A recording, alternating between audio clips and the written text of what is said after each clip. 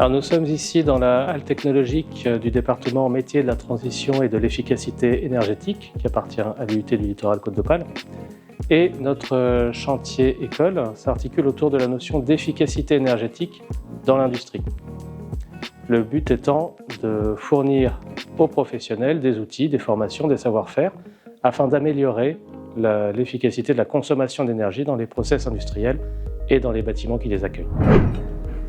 Alors, dans le cadre du projet C'est décidé, nous avons proposé un certain nombre de dispositifs pédagogiques.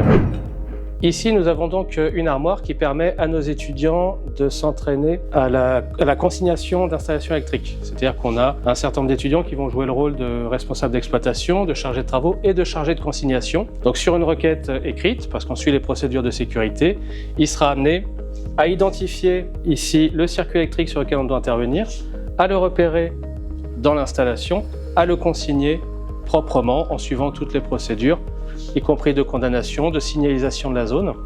Et ensuite, lorsque les travaux électriques auront été menés, le chargé de consignation sera amené à déconsigner l'installation qui pourra ensuite être remise en service. Alors ici, c'est un banc qui est dédié à la production et à l'utilisation de la vapeur.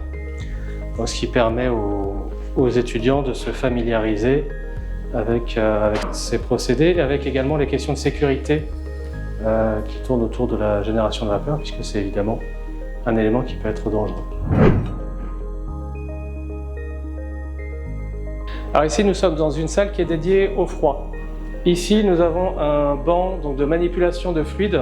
C'est du fluide frigorigène R134A, donc c'est un fluide qui est assez traditionnel, qui est très efficace, mais qui présente l'inconvénient d'avoir un pouvoir de réchauffement global qui est très important par rapport au CO2. Et c'est pourquoi nous avons également ici un dispositif qui est une centrale de froid qui fonctionne au CO2. Nous en avons d'autres qui fonctionnent avec des hydrocarbures type butane, propane.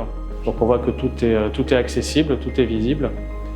Et l'enseignant peut introduire des pannes dans le système et demander un diagnostic et une intervention à l'apprenant.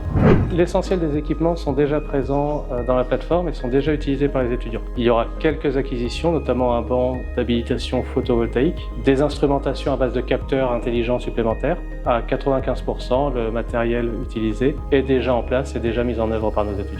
L'enjeu, c'est de participer à la formation continue des personnels de l'industrie pour suivre l'état de l'art de l'efficacité énergétique afin d'avoir une meilleure utilisation, plus économe, plus efficace et donc in fine moins coûteuse pour l'entreprise et moins coûteuse également pour l'environnement.